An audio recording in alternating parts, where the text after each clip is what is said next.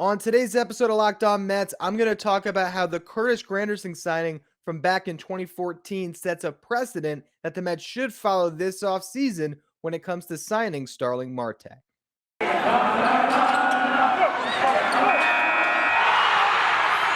are Locked On Mets, your daily New York Mets podcast. Part of the Locked On Podcast Network, your team every day.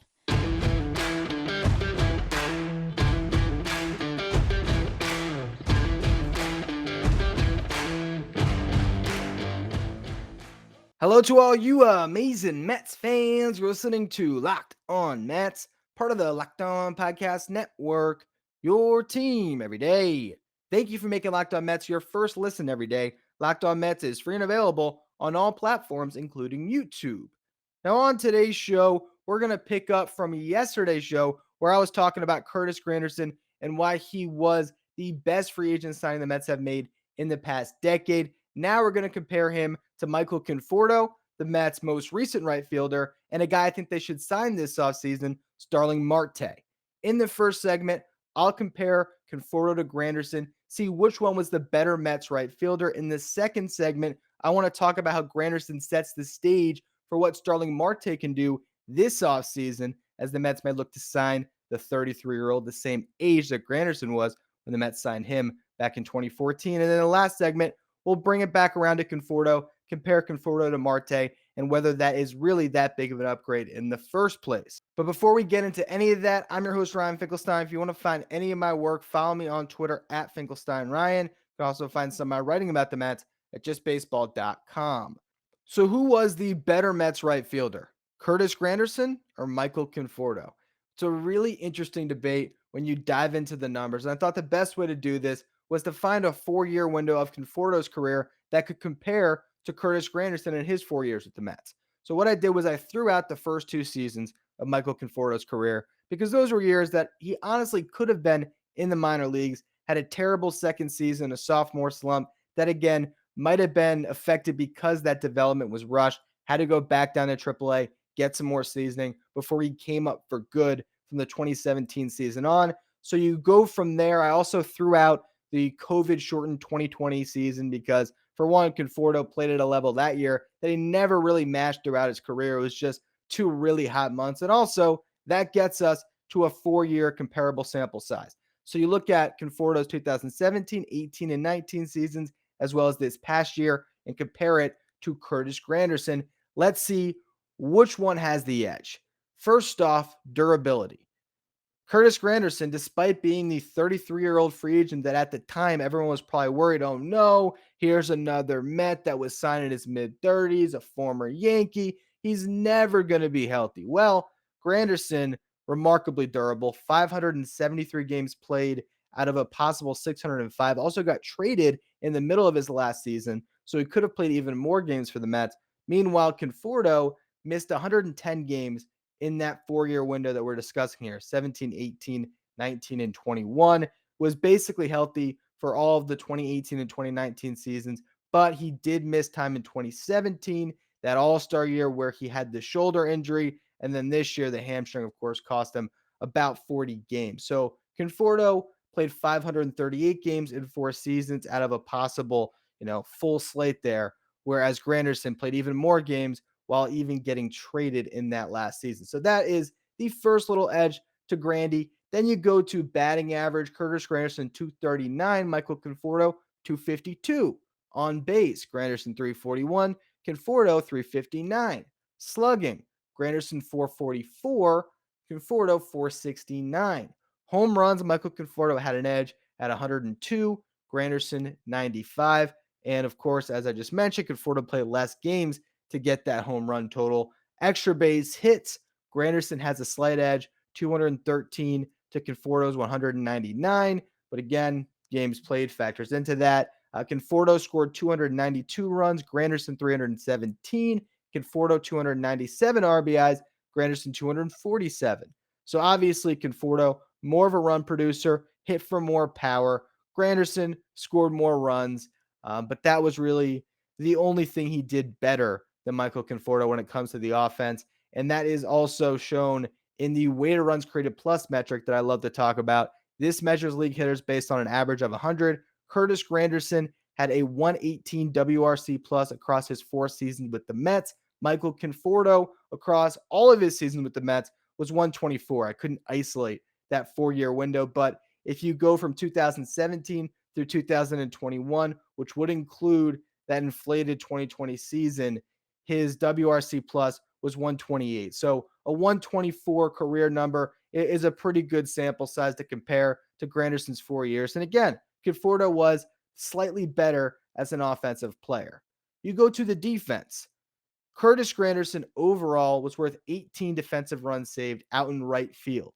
Now, those numbers get dragged down if you look at if you look at Granderson when he had to play center for the Mets. He did not fare as well out there, but he shouldn't have been playing out there, just like Michael Conforto shouldn't have got so much playing time in center field in those early stages of his career when the Mets were just trying to go all offense, and they were okay putting Cespedes out there, Conforto, Granderson, really anybody to get by.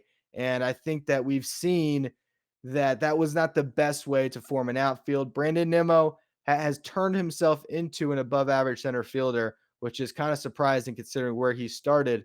But the Mets still are searching for that elite outfield defense. And maybe that comes if they were to sign Starling Marte. But getting back to Granderson versus Conforto, Conforto for his career as a Met in right field was worth 3 defensive runs saved. Now, he didn't start playing the position full time until 2019. But again, the center field numbers drag down his overall defensive metrics, overall -2 defensive runs saved.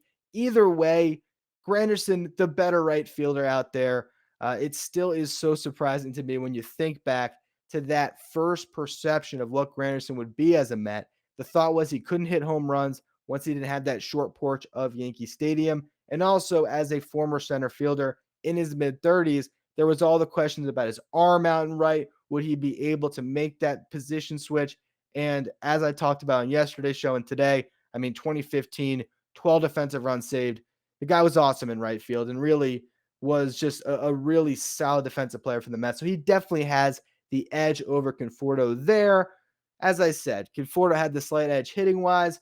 Overall, these are very comparable strings of playing time for the Mets, strings of production over a 4-year window. And the reason why I wanted to put them head to head is to dispel the notion that you can't get quality production from a free agent outfielder in their mid 30s. Curtis Granderson proved that you can. If the player is athletic enough, if the player is not showing signs of regression heading into free agency, you can still bet on one of those players and find production that matches or at least gets close to matching what the Mets got from a first round talent in Michael Conforto. And I know there's some people who wanted Michael Conforto to be the next David Wright. They wanted Michael Conforto to be a Hall of Famer that would spend a decade with the Mets and be an all-star every year because that is the precedent he set in 2015, who was so awesome down the stretch of that season at such a young age, making that jump from Double-A to the majors. At the end of the day, when you're talking about prospects and who pans out, Michael Conforto panned out better than most your prospects are going to get a player that can be a starter for you for all those years, that can make an all-star team, that can hit 30 bombs in a season, that can do so many things well. That is a success story for the Mets farm system. And the reason I bring that up is I look at the current farm system, and that's what we're going to get to in a little bit here. And there's no name in there that matches what Conforto was heading into that 2015 season, or even Brandon Nimmo to that extent as well. So there should not be anything that keeps you right now from looking at Starling Marte and saying, you know what, let's just sign this guy. Let's plug a hole through free agency. And from there, continue to build out your team. That's what I want to talk about. I want to talk about Starling Marte and how Curtis Granderson set that precedent for why the Mets should sign him this offseason. Built Bar is the best tasting protein bar ever. Did you know that Built Bar has so many delicious flavors that there really is something for everyone, whether it's the coconut bar, cherry barcia, raspberry, mint brownie, double chocolate, salted caramel, strawberry, orange, or my personal favorite, cookies and cream. If you haven't tried all the flavors, you can get a mixed box where you'll get 2 of each. And you can see which ones you like best. These really are protein bars that taste like candy bars. They come covered in 100% chocolate. They're soft. They're easy to chew. and they're healthy. Built Bars come low in calories, low in sugar, but they're high in protein and high in fiber. If you want to try Built Bar today, go to BuiltBar.com, use the promo code LOCK15, and you'll get 15% off your next order. Again, that's promo code LOCK15 for 15% off at BuiltBar.com. So right now, if you were to look at the Mets farm system and the prospects that they have, there's no one that is anywhere close to the level of a Michael Conforto. The only one that might have been there would have been Pete Carr Armstrong before the Mets traded him for Javi Baez, and PCA was still years away. So you look at the current prospects that we've even talked about on our Friday Farm Reports, and you have Khalil Lee, who I think has a lot of promise, but maybe more as a fourth outfielder than being a starter out of the gate. You got Jake Mangum, definitely same type of a player there. Fourth outfielder, if he hits his ceiling, who knows? Maybe he can be a starter, but you can't bet on that. You can't bank on that going into this offseason. And then you got Mark Vientos, who still can't play the outfield as a bat. I think he does have the potential next season to make an impact. But again, that's not something that you want to stake your offseason to. You don't want to sit back and say, yeah, we can't sign a Starling Marte because we have Vientos. Now, the ironic thing is, if you listened to my podcast a couple days ago, I did say that I wouldn't sign Nick Castellanos because of Mark Vientos, but it's a different situation with a different player because to me, Castellanos, very similar to what a Vientos could bring to the table as just basically a DH. I don't view Castellanos as an outfielder. Meanwhile, Starling Marte still plays a very good outfield. In fact, this year, he ranked in the 85th percentile in outs above average. He was worth 4 outs above average in center field. His sprint speed was in the 83rd percentile. This is still a very dynamic athlete. And I think that's very similar to Curtis Granderson heading into the 2014 season, where he was still hitting home runs, stealing bases, doing all those little things you want with the Yankees. Starling Marte is similar in that respect. They're a little bit different as players. Granderson, maybe a little more pop. Marte, definitely more speed. Overall, this past year between the Marlins and the A's, he stole 47 bases. That matched a career high. And again, to do that in your age 32 season, it shows that he is getting better with age and he is still in the middle of his prime. The one thing that people are always going to say when it comes to the Mets and signing a free agent at 33 years old, there's that thought that, oh no, he's definitely going to get hurt. They always get hurt when they come to the Mets. You can't have that pessimism before you make a decision. You can't go into a decision and just expect the worst. And so you decide not to make a call that could help your ball club. You have to look at the player, what they just did, and what you think they can do. Starling Marte, and we're going to talk more about him on probably Monday's show, where I'll get into what the contract could look like and really assess whether I think the Mets should go all in on him. Regardless of what you think about the player and what he's going to look like in 4 or 5 years, for the next 3 years, Starling Marte could really help the Mets get over the hump.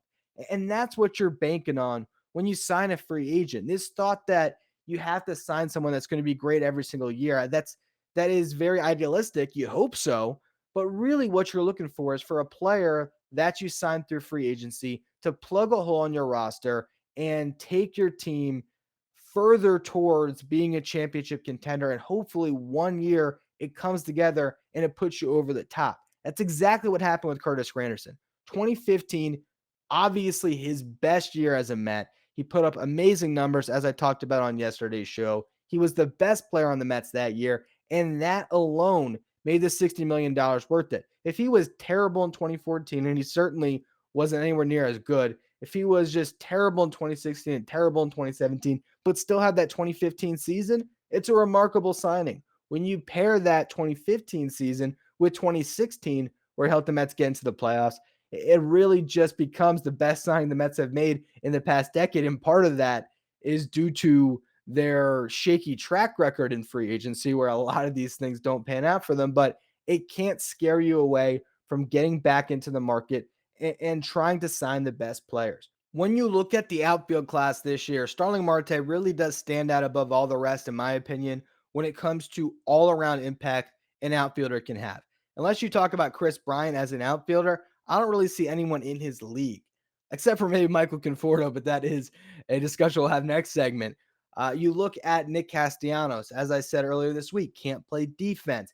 Avisel Garcia, good year, not a great career, nowhere near the player as Marte. Chris Taylor is an option in the outfield and one the Mets should certainly consider because he could be another super utility guy along with Jeff McNeil, but he hasn't been a Starling Marte player. He hasn't been a guy who can go out in the season and steal 47 bases and hit 20 bombs and score a ton of runs. That Starling Marte just does so much.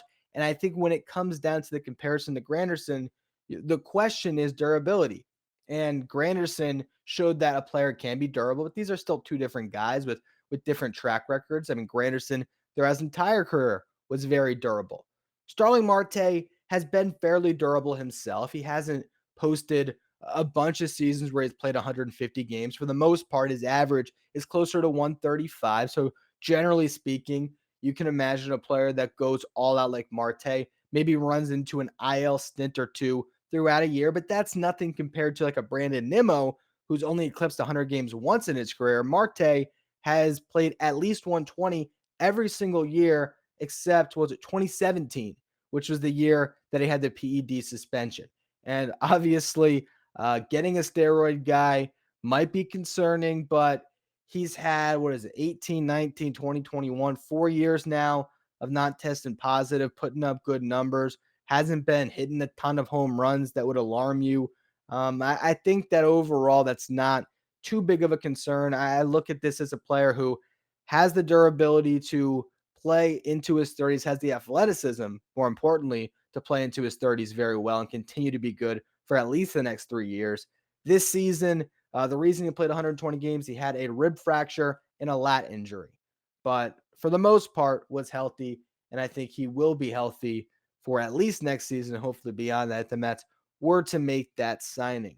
At the end of the day, the Mets are going to have to replace Michael Conforto out in right field, and when it comes to free agency, Starling Marte is the only player I see that could replace Conforto unless the Mets just re-sign Conforto. And that's what I want to talk about in a bit here. I'm going to compare Starling Marte to Michael Conforto and whether that really is that big of an upgrade.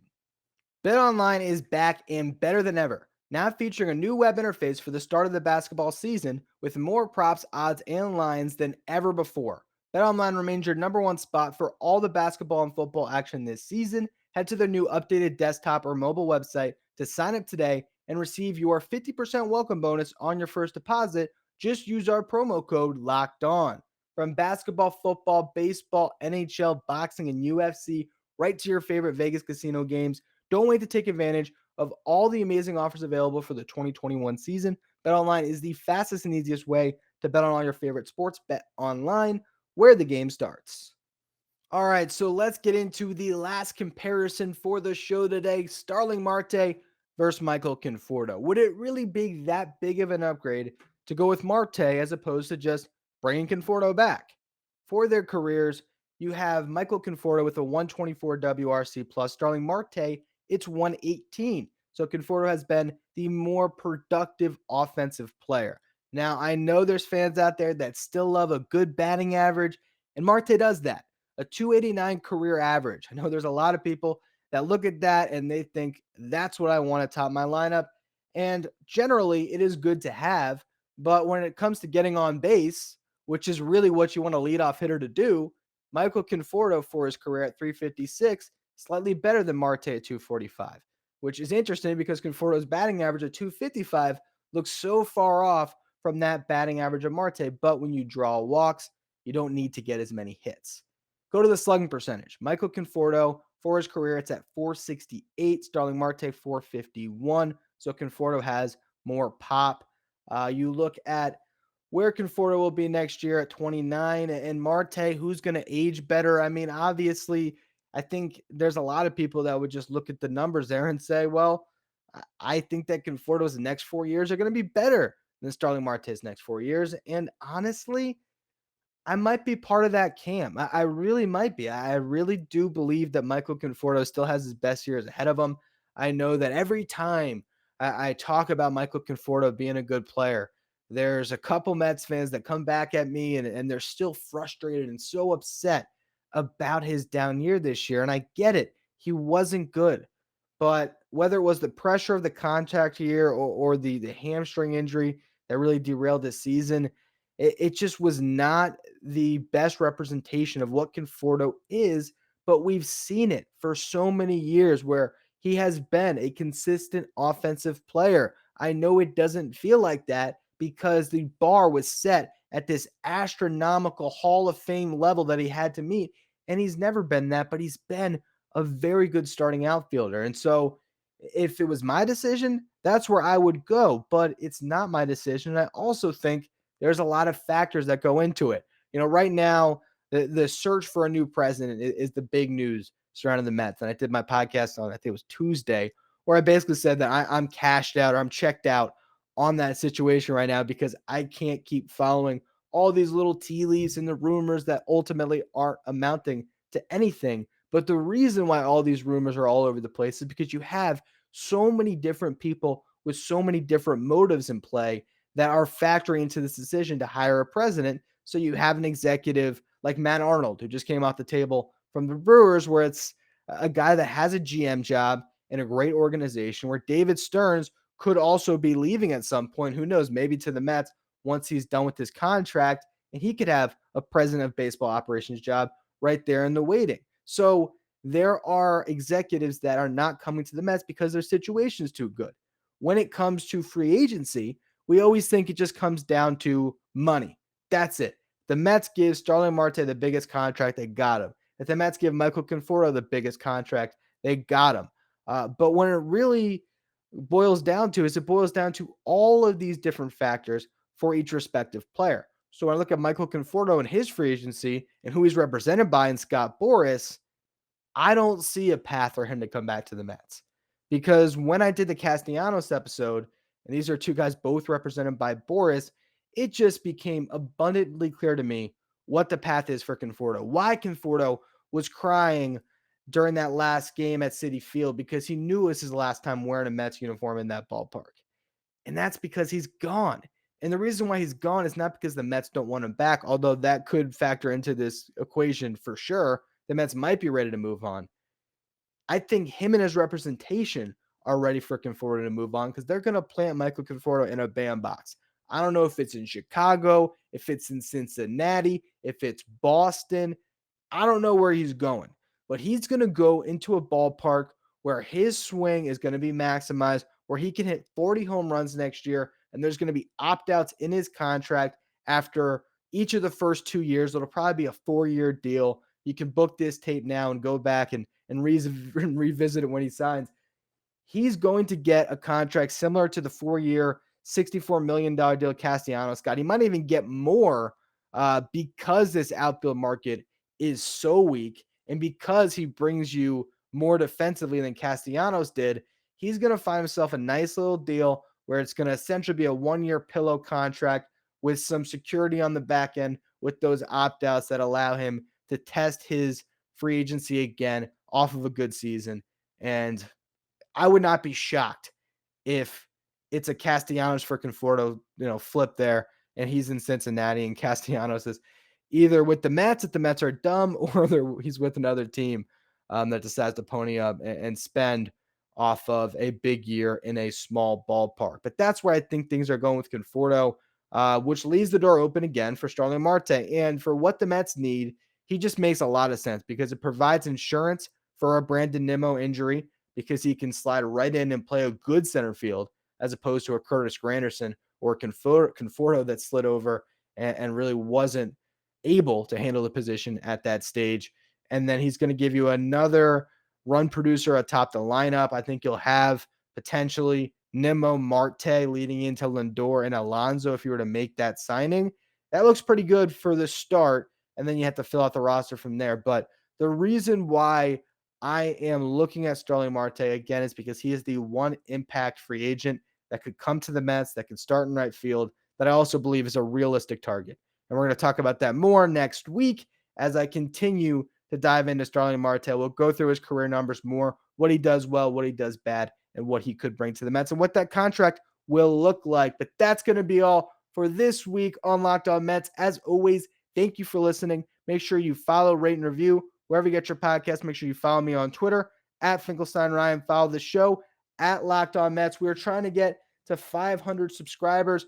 If you subscribe, you are entered for a chance to win this signed photo of Curtis Granderson at Locked On Mets on Twitter. You'll find the pinned tweet with another giveaway for a signed photo of Michael Conforto. So check all of that out. Thank you for making Locked On Mets your first listen every day. Now for your second listen, check out Locked On MLB Prospects. Hosted by my guy, RM Layton, Locked On MLB Prospects gives you the best look into the stars of tomorrow. Follow Locked On MLB Prospects wherever you get podcasts.